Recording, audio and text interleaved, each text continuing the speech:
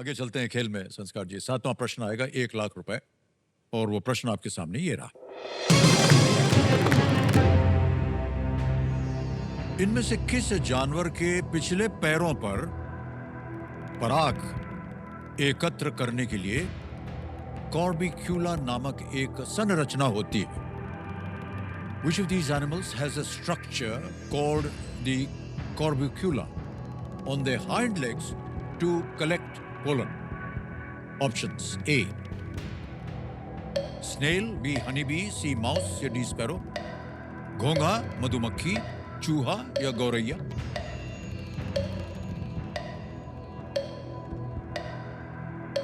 Sir please lock bee, honey bee. Honey bee. Bee पे कह रहे हैं ताल लगाने के लिए। Is the right answer, sir. Well played.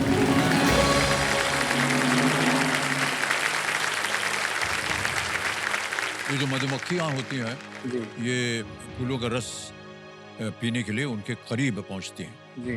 और इस प्रक्रिया में पराग का बारीक चूर्ण जो है, जो पॉलिनेशन जिसको बोलते हैं, उसके लिए उनकी पोलन जो बास्केट्स में ये जमा हो जाता है।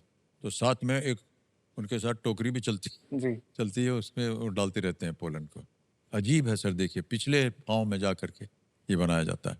ओके संस्कार जी, ऐसे ही एक व्यक्तिगत प्रश्न पूछ रहे हैं आपसे। आप रायपुर में थे जी। और वहाँ से आप आ गए मुंबई।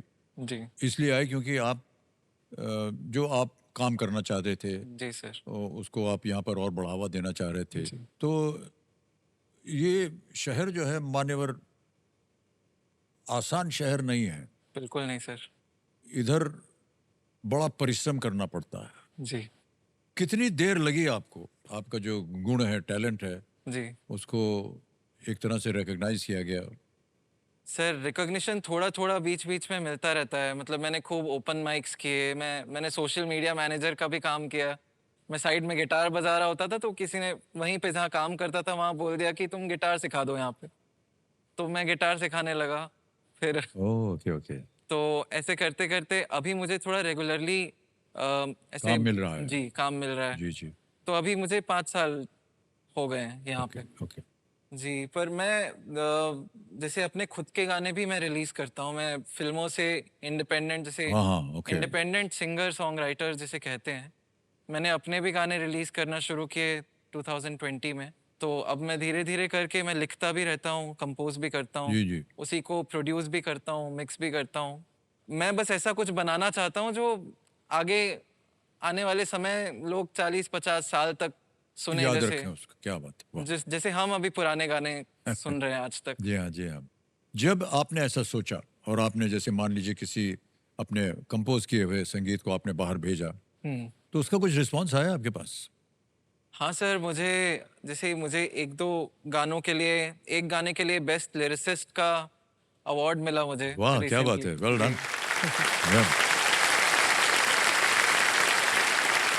प्रोत्साहित करने के रूप में आपकी पत्नी जी पीछे बैठी हैं। कैसे एक दूसरे को आप लोग प्रोत्साहित करते हैं? हम सर बेसिकली म्यूजिक लवर्स ही हैं, तो हम साथ में जैम कर लेते हैं कभी कभी।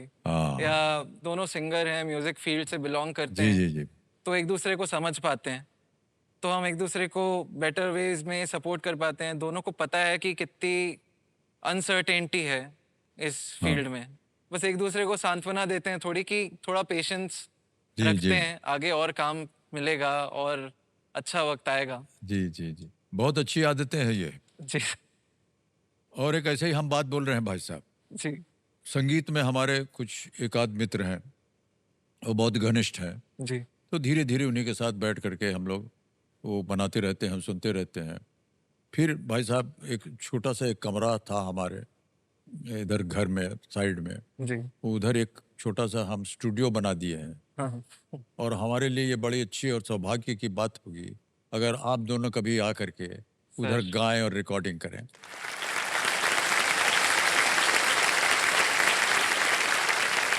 ओके भाई साहब, अच्छी बात हो गई।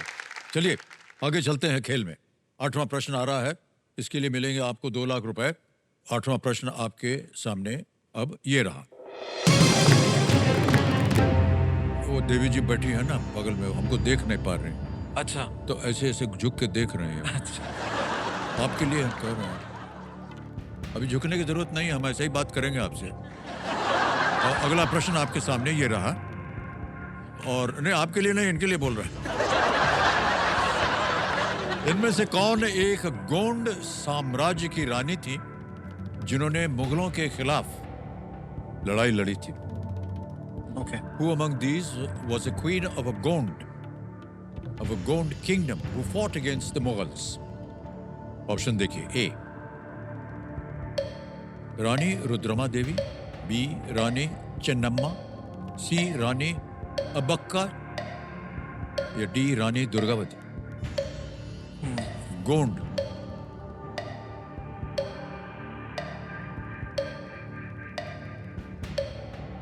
सर लाइफलाइन लेना। लाइफलाइन। शांत हो जाइए, टिक टिक कीजिए। तीनों लाइफलाइन आपकी जीवित हैं, बोलिए क्या करें? Sir audience. ऑडियंस बोलिए। ओके, इसको अंकित कर दिया जाए। ऑडियंस बारी आ गई आपकी, और आपका समय शुरू होता है अब।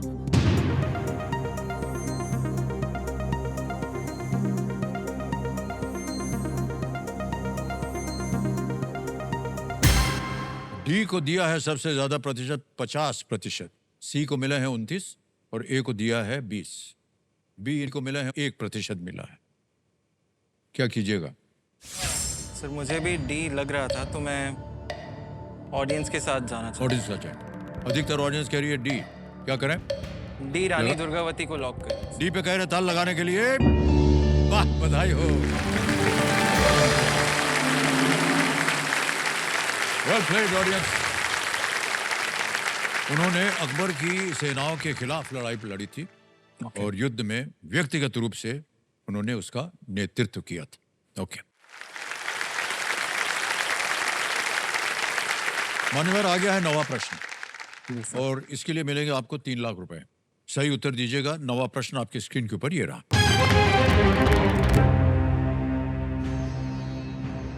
इनमें से क्या एक प्रमुख यूरोपीय नदी है जो हंगरी और जर्मनी सहित 10 देशों से होकर गुजरती है? Which of these is a major European river that passes through 10 countries, including Hungary and Germany? Options: A. Volga, B. Rhine, C. Danube, या D. Rhone? वोल्गा, राइन, डैन्यूब या रोन? राइन जर्मनी में है शायद, इतना मुझे पता है। वोल्गा शायद रशियन है। दनूब हंगरी में है, इतना मुझे पता है, पर जर्मनी में है कि नहीं पता नहीं।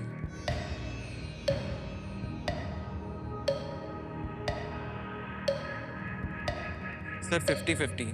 लाइफलाइन। शांत हो जाइए, एक और लाइफलाइन लेंगे 50-50। कंप्यूटर जी, इसको पहले तो अंकित कर दिया जाए, और जो 2 गलत विकल्प हैं उनको मिटा दिया जाए। वोल्गा, डैन्यूब बचे हैं।